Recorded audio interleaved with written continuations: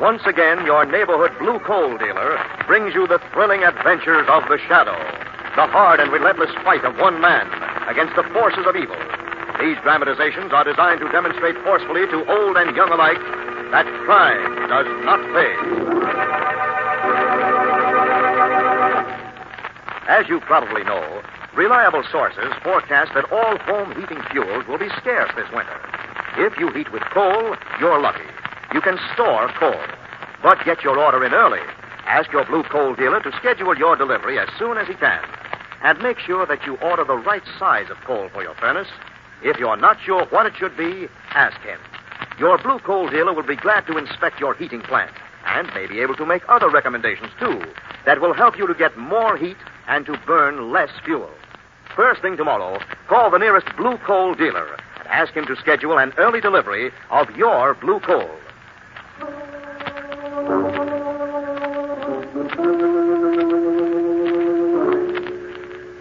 The Shadow, who aids the forces of law and order, is in reality Lamont Cranston, wealthy young man about town.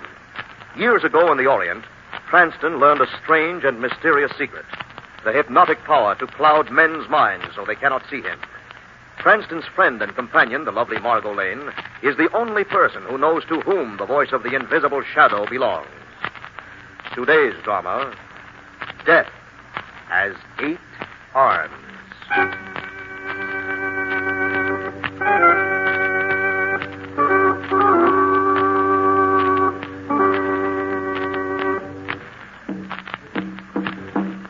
In a temple deep in the jungles of Burma, ancient rites are carried out for the goddess Ea, while Gurdjieff, the high priest, walks slowly down the long, winding stairs into the crypt of the temple. Quickly, a man steps out of the shadows to join him. Charles Marin, an American archaeologist. Gurdjieff swings open a heavy bronze door, and the two men enter. A huge idol glares down at them.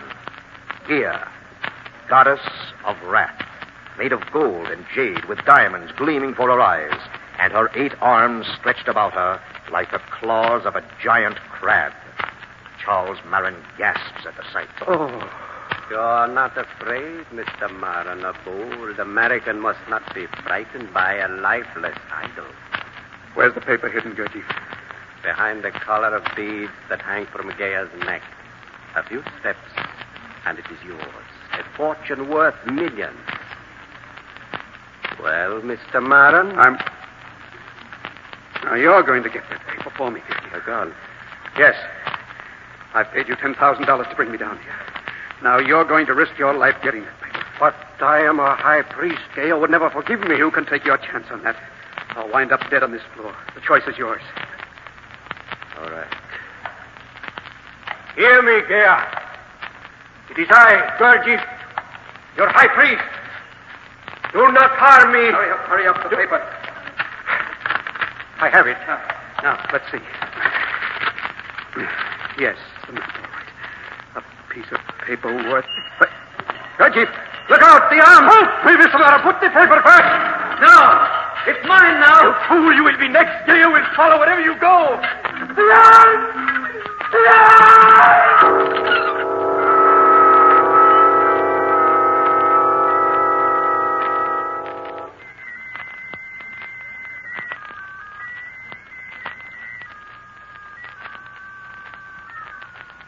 For heaven's sake, Cinder, stop playing that thing. Sorry, Sahib. You're not in Burma now. You're in a penthouse apartment in America. Remember that. The Sahib is unhappy. There are dark shadows in his mind. What are you talking about? Sindar is a good servant. He knows the terror that has followed us from the east. The arms of Gaya reach far. What? Everywhere the Sahib Marin looks, he sees them. Is that not so? Oh. How did you know that? Gaya must have her revenge. She won't spare you unless... Unless what? You must buy an idol and bow down before it. Are you crazy? You must give in to her. Ask her forgiveness. Or her 8 arms will reach out, crushing you, squeezing the life from you. Stop it! Stop it! Inside. Oh, Madge. Linda and I were just... You. What have you tried to do, Charles? Let your own servant drive you insane? No, Face, you're really shaking all over.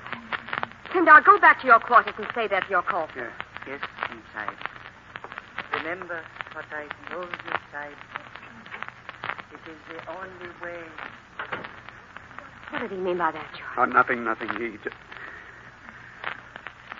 Oh, Madge, I'm so tired. Oh, darling, tell me. Please.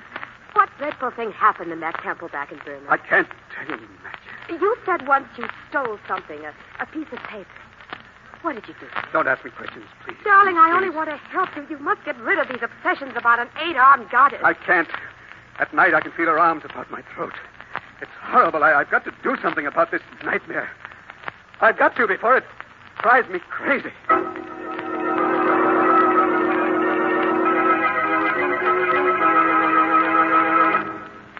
You've lived in the Orient, Mr. Cranston. You know the strange things that can happen out there. That's why I've come to you for help. You've got to help me before I go out of my mind. I'll do what I can, Mr. Mann. You can just end this horrible nightmare. Now, Mr. Mann. I'm sorry, Miss Lane. You say that you incurred the wrath of this goddess out in Burma? Yes. You see, I'm an archaeologist. Naturally, I was curious to see the idol, so I bribed my way down to the crypt. Against all the sacred laws. I see. Seems a rather slim motive of vengeance, though, even for an idol. But it's true. That's why she's been trying to kill me. You mean that literally, Mr. Mann? Yes, Miss Lane. There have been 2 attempts on my life. Once I was pushed down a long flight of stairs, pushed by unseen hands. Oh, awful. Then I was in a smash-up. The wheel of my car seemed to be wrenched in my grip. I only escaped death by just some miracle. When did these accidents begin to occur? Several months ago, soon after I'd moved to this city. Soon after I'd seen Gia again. Perhaps you only thought you saw her again, Mr. Mann. No, Miss Lane, she was real. Not the goddess herself, of course. A little statuette, a replica of the idol. It was on sale in a shop window. Oh, I see. Do you think you could find that shop again, Mr. Marin? Yes, I think so. It belongs to the Oriental importer, Caleb Bruner. Bruner? Do you know him, Lamont? Well, not personally, Margot, but he's known to be mixed up in some shady deals in the Far East. Police have been interested in his activities for some time. The police? Yes, Mr. Marin. Oh, yes, of course, the police. I have a hunch that more may have happened in Gear's temple than you're willing to admit, Mr. Marin. Margot, perhaps Caleb Brunner can add to our information. Why don't we pay a visit to his shop and see for ourselves?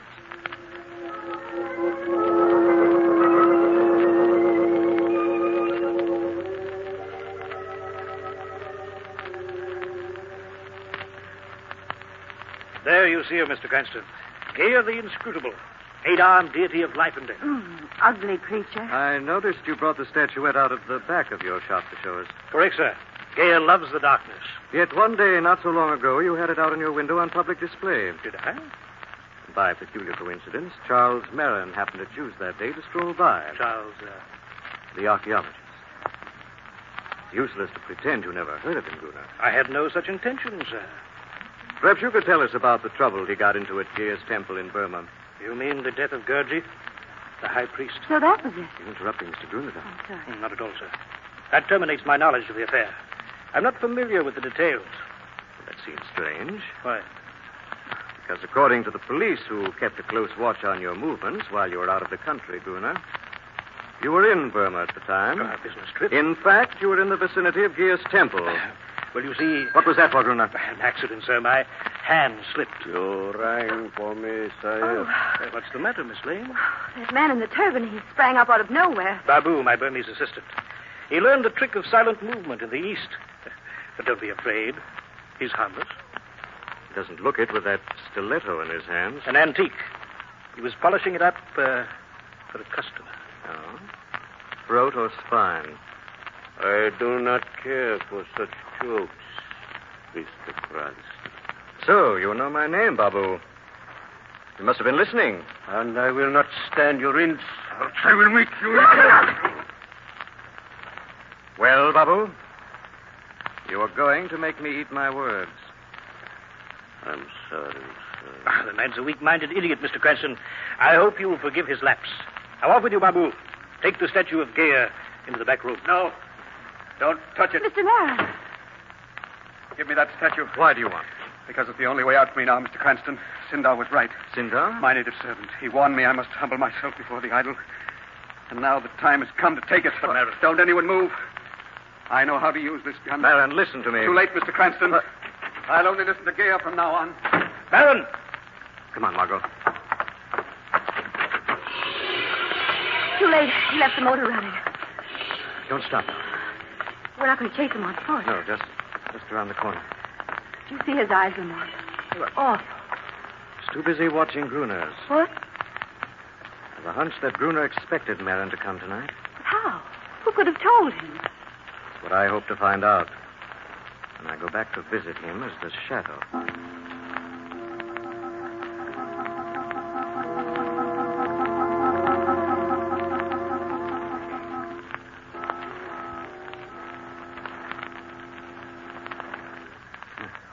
Everything is playing into my hands.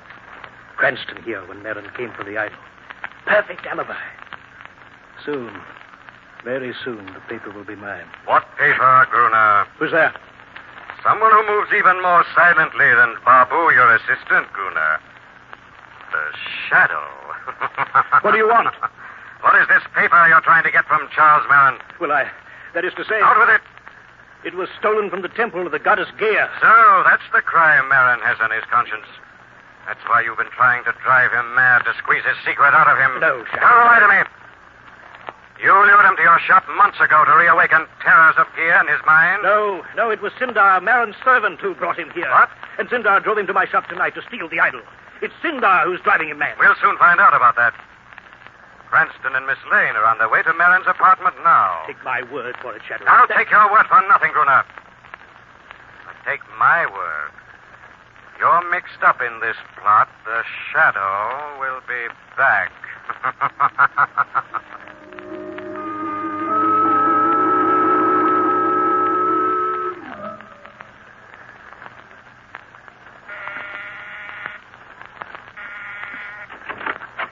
Cranston. Miss Lane, thank heavens you've come. What's happened, Mrs. Marin? Ever since you phoned, I've been going out of my mind. Mrs. Marin, Listen to that. What is it? Charles and Sindar. The last half hour they've been locked in that room with that going on. Oh, please, Mr. Cranston, break down the door before Sindar drives my husband insane. Try, Mrs. Marin. Oh, hurry, please. Force her to it. Charles! Stop that drum! Charles! Afraid he doesn't hear you, Mrs. Marin. He's singing, Lamont. He's in an hysterical trance, Margot. He doesn't know what he's doing. But his eyes, they're horrible. As if we'd seen... He has, darling. Look. Over there. That's your scale. There's something lying there in front of us. Sindar. Yes, Mrs. Marin. It's been crushed to death.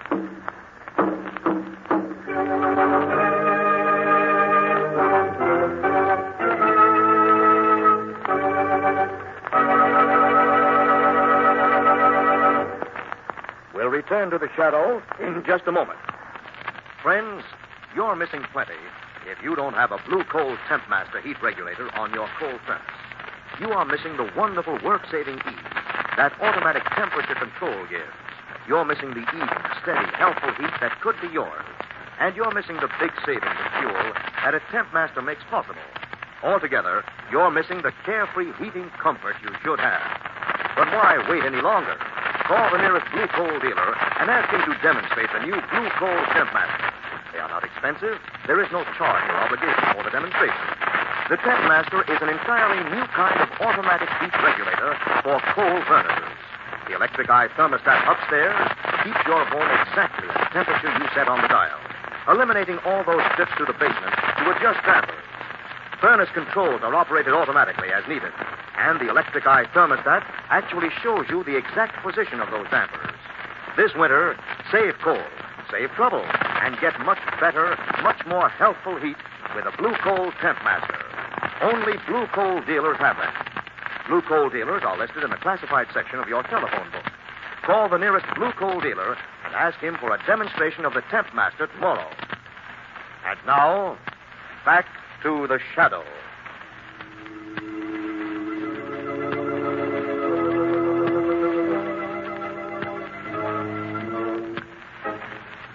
Charles Marin, an archaeologist, is obsessed by the idea that a Burmese goddess is trying to kill him.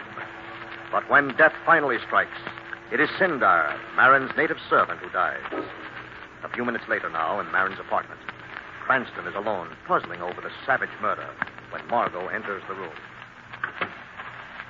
How's Mr. Marin, Margot? Not much better, Lamont. His wife's taking care of him in the next room, but he's still unconscious. What have you found out in you and here? Oh, very little. Window was forced. Someone climbed in. It's probably the last thing Sindar knew. But Mr. Marin must have seen it all. Well, the state he was in, Margot. An hysterical trance. Oh, yes, that's right. But what motive could there have been for killing Sindar? My guess is he was beginning to learn too much about the plot against his master. Gruner. Possibly. Gruner admitted to the shadow he was interested in a piece of paper Marin had stolen from Gia's temple. Wait a minute, Doc. Got an idea? Yes. Let's go out on the terrace again. Right. Let's see something. Look there. What's so interesting about that iron ladder? Leads up to the roof. Yes, but you thought the killer went down by the fire escape. Changing my mind. You've been seen from the street below.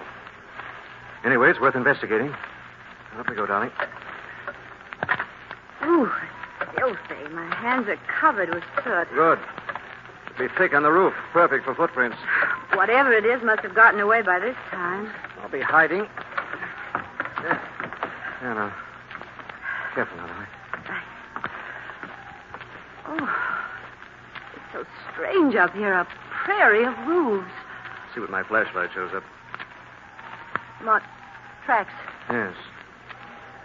Toes turned in. It's an animal. I don't know, Margot, but we're going to proceed with caution. Yes. Anyone could be hiding behind these skylights and chimneys. Yes, Margot. Or anything.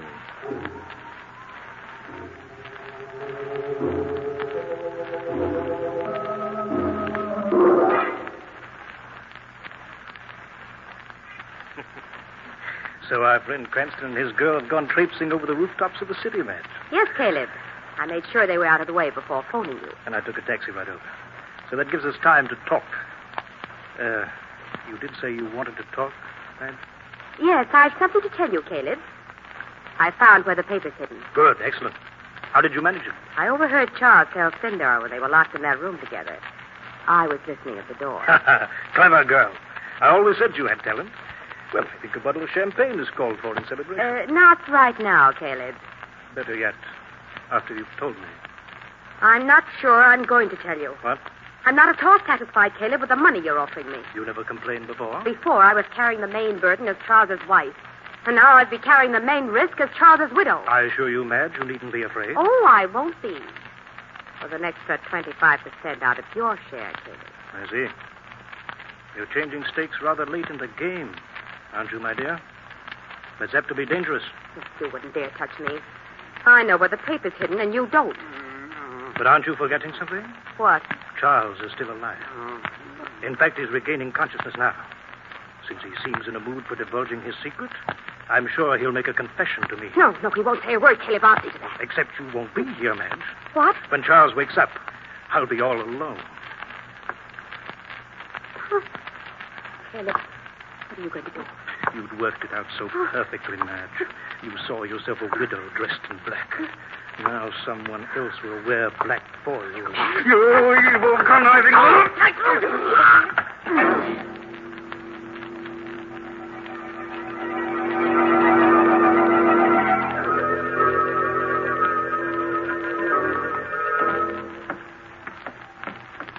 Lamont, the killer couldn't have gone much farther. This is the last roof in the block. It's the sheer drop down to the street. Must be close unless... Lamont... Quiet, darling. Behind that skylight. Yes, I saw it. All right, there, the game's up. I've got a gun, so don't move or try any tricks. Lamont, the skylight! Forced open. Come on, darling. Look out, Margot. Something at your feet. A snake! No, easy, darling. It's nothing but a rope. Rope? Wait a minute. I'll get my flashlight. Look, down the air shaft. You can just see it disappearing below. What happened? The man ripped open the cover, slipped down the air shaft, flicked the rope down after him. Are you sure it was a man? Positive now, darling. And I know his name. Babu. Bruno's assistant. Yes, that's the man we're after, Margot. Not much doubt where he's gone now. Where? Back to Bruno's shop to change his clothes. There was blood on that rope where he'd slid down it. Blood? Yes, Margot. He was the one who crushed Sindar to death.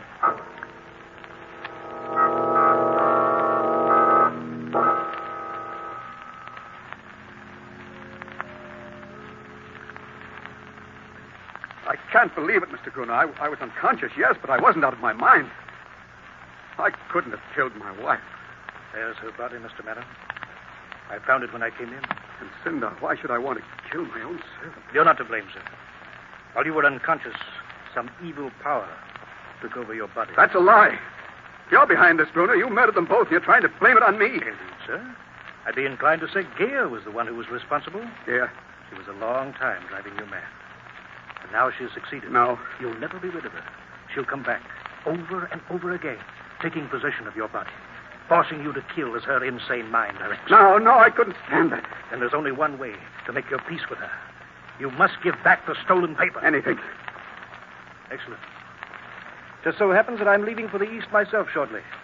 So if you give me the map, I'll be able... You said map. How did you know it was a map, Bruner? I know a great deal, Mr. Marin. I see. You'll accept my help? You'll yield the map? All right, Gruner. I will. It's locked in my office at the museum. Come on. I'll take you there.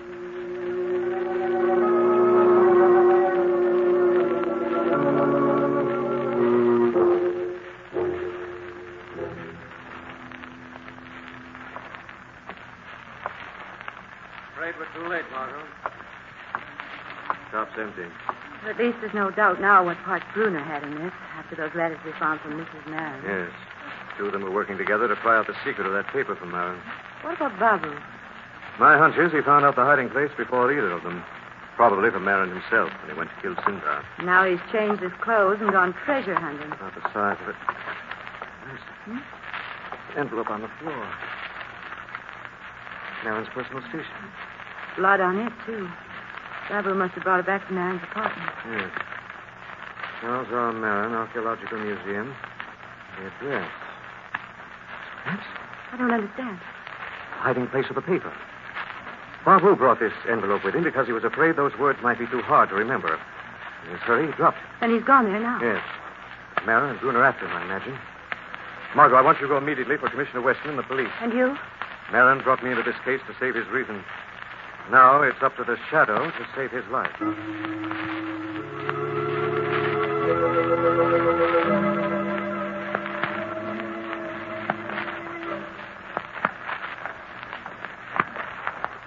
How much further through this museum, Mr. Marin? Almost there now, Bruner. I hope so. In this dim light, these fossils and bones are most disturbing. Now, this is my office.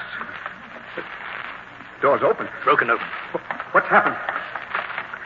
Everything's torn up. That steel filing cabinet. You said that's where you had the paper? But it's been wrenched open. The map's gone. It is in good hands, Mr. Marin. Babu. Yes, Mr. Bruno, I got here first, you see. Gaya's secret is mine now. A map to the richest oil field in Burma. Give that back to me. That will keep you quiet, Mr. Marin. Another trance, you can sleep out on the floor. No, Mr. Gruner, for you. Wait, Babu. I've never harmed you. You have insulted me, cursed me, treated me like a slave. I stood at all only because I knew you could lead me to the man. Babu. Now it would be a pleasure to kill you as I killed Sindar. I have a gun. I have the strength of a bull. We'll see. I'm coming, Gruner. Still coming. Babu, spare me. I promise you, Babu. Gruner, you are... Something is holding me. The Shadow, Babu. Save me, Shadow. I will live. Only if you answer my questions, Gruner. You killed the High Priest Gaji back in Gear's temple, didn't you? No, The truth, Gruner. I'll let loose Babu to tear you limb from limb. Yes, Shadow. But it was a mistake. I had planned with Gurdjieff to kill Charles Marin. I was behind the idol manipulating the arms. But when Marin forced Gurdjieff to get the paper, the wrong man died. And the map got away from me. And since then, you've been after it. And now you've reached the end of the trail. The map, Shadow. I'll make a deal with you. Map goes back to the government of Burma from which Gurdjieff stole it originally. He paid for his guilt by an accident. But for you and Babu, the long arm of the law will prove more terrible than the long arms of Gia.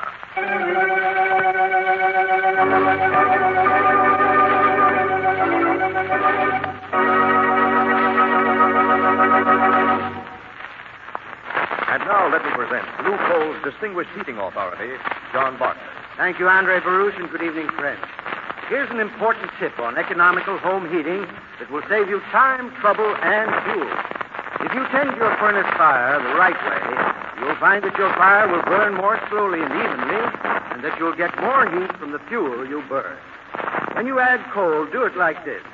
First, shake the grate gently until the first faint red glow is visible in the ash pit. Then, with a shovel or a small hoe, pull the live coals from the back of the firepot up toward the feed door, forming a sloping hollow that leads toward the back. Into this hollow, put your fresh coal. Leave a few glowing coals just inside the fire door to consume gases. The way to conserve coal is not by skimping. Keep a deep fire at all times. I thank you.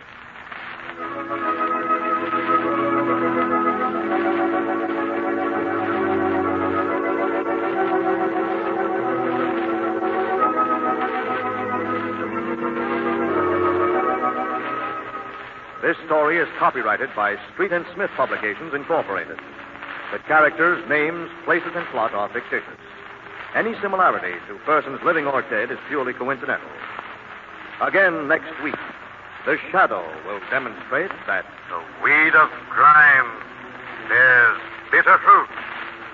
Crime does not pay. The Shadow knows.